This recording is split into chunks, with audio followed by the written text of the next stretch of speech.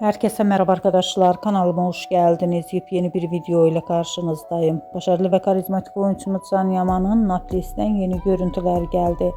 Can Yaman'ın tiyatrodan sonra Naples'te olan muhteşem görüntülerini sizler için YouTube kanalımda video halinde sunuyorum. Umarım beğenirsiniz.